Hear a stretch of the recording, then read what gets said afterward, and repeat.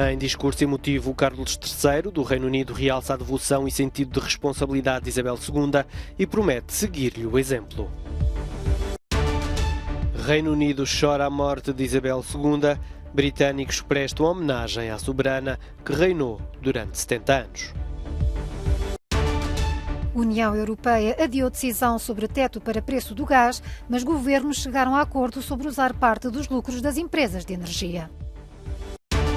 Entre bombardeamentos de parte a parte, a Ucrânia anuncia a reconquista de territórios e governador afeta ao Kremlin admite quebra nas linhas de defesa.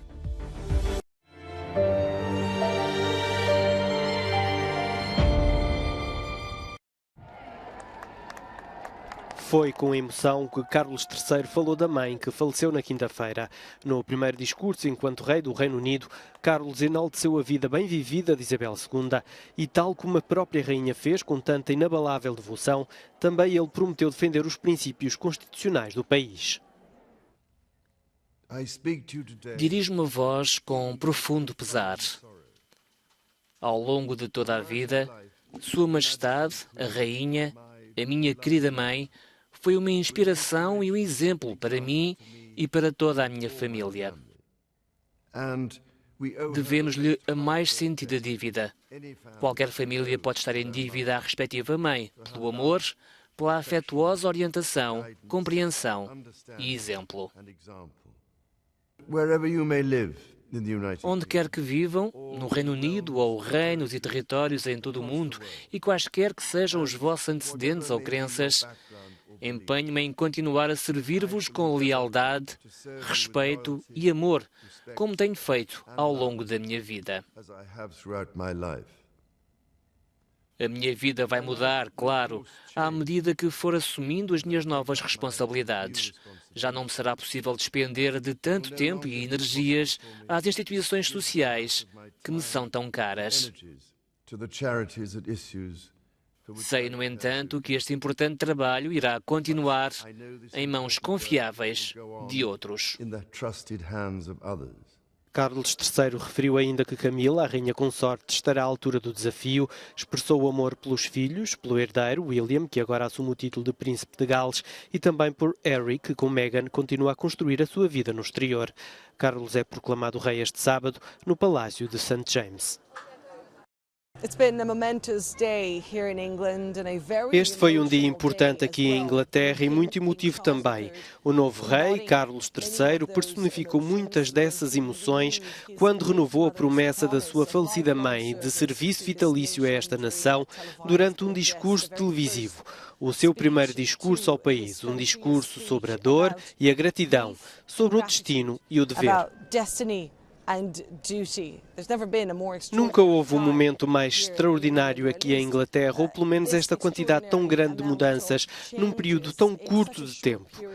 Tanto os chefes de Estado como os chefes de governo mudam num espaço de uma semana. O país vai levar algum tempo a processar tudo pelo que passou, mas há, no entanto, uma certeza entre a grande maioria das pessoas aqui. A certeza de que estamos a assistir a um momento na história e ao início de um novo capítulo. Annelies Borges em London para Euronews.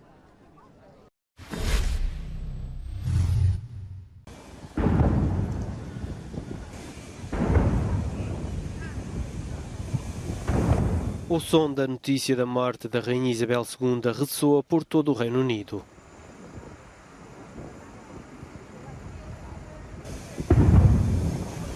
Os britânicos, conhecidos por serem pouco expansivos, juntaram-se aos milhares em frente ao Palácio de Buckingham, em Londres, onde, unidos, manifestaram o tributo e partilharam a dor de verem partir a soberana.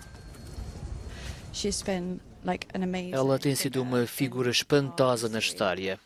Não escolheu fazer este trabalho, mas fez o melhor que pôde até ao fim. Parece um pouco estranho, considerando que nunca a conheci, mas sim, acabei de descobrir que ela era uma mulher simpática em quem se podia confiar, como a nossa avó. Sabíamos que estava para breve. Ela era bastante idosa e estava doente há algum tempo, mas simplesmente não queríamos que acontecesse. Por isso, esta é apenas uma perda real de alguém que é uma figura tão global e uma presença maravilhosa para todos nós. Penso que se trata de tristeza, mas também de celebração e reflexão sobre tudo o que ela fez e porque foi tão bem vista globalmente. Isabel II esteve no trono do Reino Unido durante 7 décadas, tornando-se no monarca britânico com o mais longo reinado da história do país. Tornou-se num símbolo de estabilidade num mundo em constante mudança. Sempre a admirei pelo que ela fez pelo país, pela Commonwealth e pelo mundo. Ela foi um exemplo incrível de dedicação. Para as crianças, ver alguém que é tão dedicado é espantoso. Todas as pessoas continuam a dizer o quão surpreendidas e o quão tristes estão. Ela tem sido uma parte da vida de todos, por isso, este é o momento de celebrá-la. O corpo de Isabel II permanece ainda no castelo de Balmoral, na Escócia. A data oficial das exéquias ainda não foi anunciada, no entanto prevê-se que ocorram mais de 10 dias após a sua morte. 18 ou 19 de setembro, Isabel II deverá ser sepultada ao lado do pai na capela memorial do rei Jorge VI, no castelo de Windsor.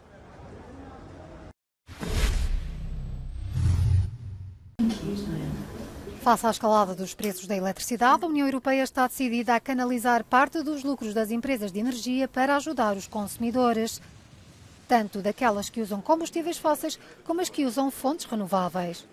Concordância genérica com as medidas de emergência propostas pela Comissão Europeia foi como o Ministro do Ambiente e da Ação Climática de Portugal descreveu o resultado da reunião em Bruxelas. Há detalhes ainda por afinar, pelo que a decisão final dos ministros com a tutela da energia será tomada noutra reunião extraordinária ainda este mês.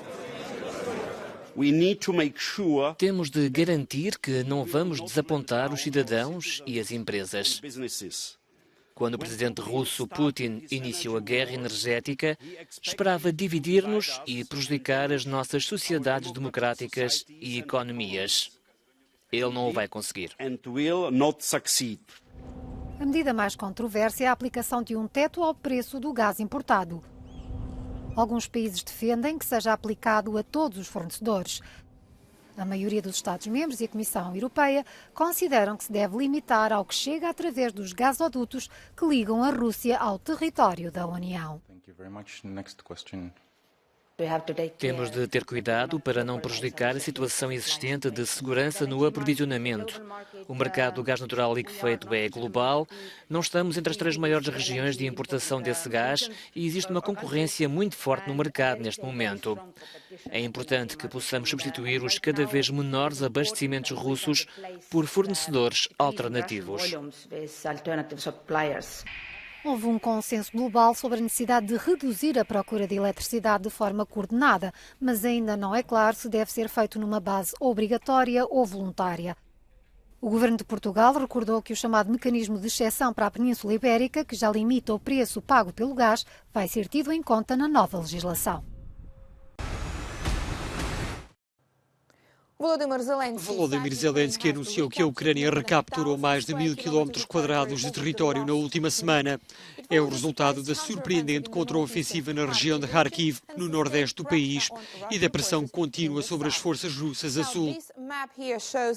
Este mapa mostra a progressão das forças ucranianas nos últimos dias, de acordo com o Instituto para o Estudo da Guerra, e sugere que o próximo alvo de Kiev é a cidade de Kupiansk, cerca de 70 km a nordeste de Balaklia. Mostra também que as forças russas na região estão agora mais expostas a possíveis avanços ucranianos. A captura de Kupiansk permitiria à Ucrânia condicionar consideravelmente as ligações terrestres dos russos para a cidade de Izium, aqui assinaladas a amarelo, e de acordo com o Instituto para o Estudo da Guerra, a captura pode acontecer nos próximos dias. As autoridades militares ucranianas anunciaram ter penetrado 50 km dentro das linhas defensivas russas a norte de Izium, Mas o Ministério da Defesa russo não fez qualquer referência à região na sua última atualização.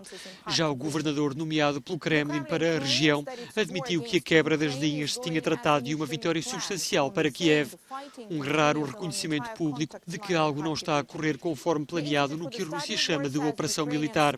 A contraofensiva ucraniana está a deixar marcas nos russos. And eroding confidence in Russian command.